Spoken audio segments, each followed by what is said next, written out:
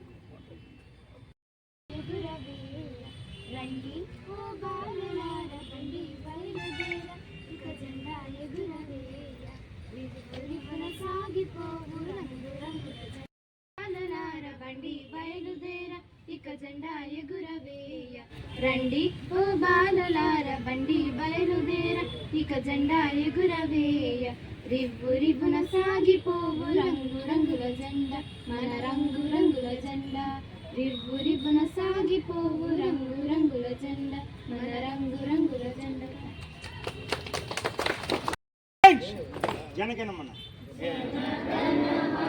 అధినాయక జయ హే భారత భాగ్య విధాత పంజాబ సింధు గుజరాత మరాఠ ద్రావిడ ఉచ్చల వంగ వింధ్య హిమాచల యమునా గంగా ఉచ్చల జలధి తరంగా తవ శుభ నామే జాగే तव शुभ आशीष मागे जागे तव जय गाथा जन गण मंगलदायक जय हे भारत भाग्य विधाता जय हे जय हे जय हे जय जय जय जय हे जय हे. ఎన్నో త్యాగాలు, ఎన్నో ప్రాణ త్యాగాలు, మానదానం ఎన్నో పోగొట్టుకుని ఎంతోమంది మన కోసం అసూలు బాస్తే మనకు వచ్చింది స్వతంత్రం. నిన్నటి రోజున 14వ తారీఖు పాకిస్తాన్ అంతా వెళ్ళిపోయి వాళ్ళకి స్వతంత్రం వస్తే ఆ రోజు చనిపోయిన జరిగిన విధ్వంసం కానీ ఆ తర్వాత దాని నుంచి తేరుకుని 15వ తారీఖు స్వతంత్రం వచ్చిన విధానం కానీ ఆ వచ్చిన తర్వాత దాన్ని నిలుపుకుని భారతదేశం లౌకిక దేశంగా తీర్చిదిద్దిన విధానం కానీ ఇవన్నీ కూడా మనకు స్ఫూర్తి. మన పెద్దలు మనకు చూపించిన దారి. దీన్ని గుర్తు చేసుకోవటానికే ఈ ఆగస్టు 15 ప్రతి సంవత్సరం మనం ఎందుకు చేసుకుంటున్నామంటే గతాన్ని మర్చిపోకూడదని. ఈ స్వతంత్రం ఎన్నో త్యాగాల తర్వాత వచ్చింది కాబట్టి దీన్ని వృధా పోనివ్వకుండా ఈ దేశ అభివృద్ధికి పురోభివృద్ధికి మేమంతా కూడా కంకణబద్దులు అవుతాం, మేమందరం కూడా స్ఫూర్తిగా తీసుకుని ముందుకెళ్తామని చెప్పి మనం మాట్లాడుకోవటం కోసమే ప్రతి సంవత్సరం మనం చేసుకుంటా ఉంటాం. చాలామంది అంత లోతుగా వెళ్లకుండా ఏదో ఒక రోజు వచ్చిన సెలవు కోసమో అలా తీసుకోవద్దండి మా పిల్లలు. మరి ఎందుకంటే భవిష్యత్తు మీది. భవిష్యత్తులో మీరు అనేక ఉన్నతమైన స్థాయికి ఎదిగి చదువుకునే దేశాన్ని కాపాడుకునే విధంగా మీరు మలచబడాలి అంటే మీకు ఈ త్యాగాలు గుర్తుకుండాలి, త్యాగాలు తెలియాలి. అవన్నీ కూడా తెలియజెప్పడం కోసం మనం ప్రతి సంవత్సరం ఇలా చేసుకుంటూ 4 మంచి మాటలు మాట్లాడుకుంటుంటాం. సైన్యం గురించి, పోలీసుల గురించి మనం ఊరికే మామూలుగా మాట్లాడేసుకుంటుంటాం. బార్డర్లో సైన్యం ఉంటుంది, కాపలా కాస్తుంది అని.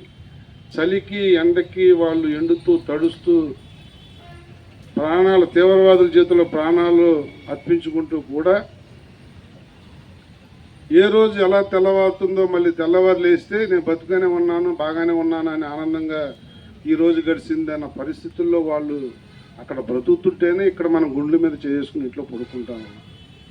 అలాంటి త్యాగాలను కానీ అలాంటి మహానుభావులు మన కోసం పడుతున్న శ్రమను కానీ మర్చిపోకుండా మనం కూడా ఈ దేశాభివృద్ధికి మన వంతు సాయం చేయాలి అని చెప్పి మనం మాట్లాడుకోవటం కోసమే ఈ కార్యక్రమాలు.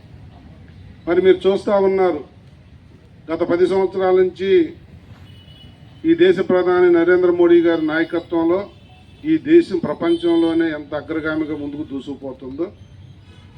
ఇదివరకు భారతీయులు అంటే చాలా చిన్న చూపు ఉండేది. ఇప్పుడు ప్రతి వాళ్ళు కూడా భారతదేశం వైపు చూసే విధంగా చేశారు మన నరేంద్ర మోడీ గారు.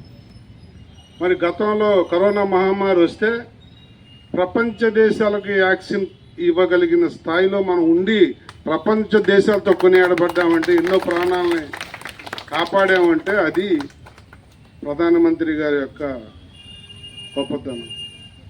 చాలా చిన్న దేశాల్లో, తక్కువ జనాభా ఉన్న దేశాల్లో కూడా కోట్లాది మంది చనిపోతే 150 కోట్లు ఉన్న భారతదేశంలో మరణాలు అంత తక్కువగా ఉంది అంటే అది మన దేశం ముందు చూపు, కాపాడుకునే విధానం. అలాగే రాబోయే రోజుల్లో ఈ 5 సంవత్సరాలు కూడా గడిచిన తర్వాత ఆయన నాయకత్వంలో ప్రపంచంలో భారతదేశం మొదటి స్థానానికి వస్తుంది. అది ఎవ్వరికి అనుమానం అక్కర్లేదు. అలాంటి దేశంలో మనం బతుకుతున్నందుకు గర్వపడాలి. మనవంతు కూడా ఈ దేశానికి ఎంతో కొంత చెయ్యాలి అని చెప్పి కంకణబద్దులు అవ్వాలి. మరి పిల్లలను తీర్చిదిద్దే టీచర్స్ కానీ, ఈ వ్యవస్థను బాగు చేసే మా ఎంప్లాయీస్ కానీ, ఈ వ్యవస్థలో లోపాలు లేకుండా ముందుకు తీసుకెళ్లే రాజకీయ నాయకులు కానీ, అన్ని వర్గాల వారు కూడా ఈ దేశ సమగ్రత కోసం కట్టుబడి ఉండాలని మనస్ఫూర్తిగా కోరుకుంటూ, ఇలాంటి మంచి కార్యక్రమంలో నన్ను కూడా భాగస్వామ్యం చేసిన మా మండల ఆఫీసు పెద్దలందరికీ, వివిధ రాజకీయ పార్టీల నుంచి వచ్చిన నాయకులందరికీ మనస్ఫూర్తిగా అభినందనలు.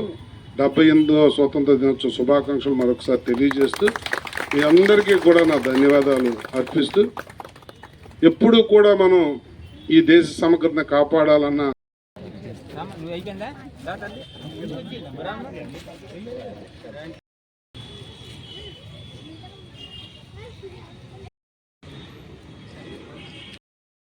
నా పేరు డుంబారి రామారావు, ఉత్తరాంధ్ర దళిత నాయకుడిను.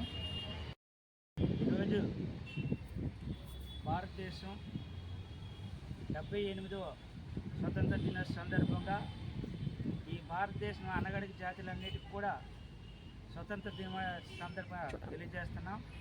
ఎందుకంటే పాకిస్తాన్కి మన ఇండియాకి 1947లో స్వతంత్రం వచ్చింది కాబట్టి పాకిస్తాన్ వాళ్ళంతా అలా ఉగ్రవాదులు, టెర్రరిస్టులుగా తయారయ్యారు.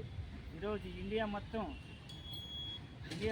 అంచులంచులుగా వెతుక్కొని అన్ని విధాలుగా అన్ని రంగాల్లో దూసుకుపోతుంది. కాబట్టి మా భారతదేశంలో ప్రజలందరికీ, పెందుతున్న నియోజక ప్రజలకి, విశాఖపట్నం ప్రజలకు అందరూ కూడా స్వతంత్ర దినోత్సవ సందర్భంగా తెలియజేస్తూ మనవి చేస్తాం.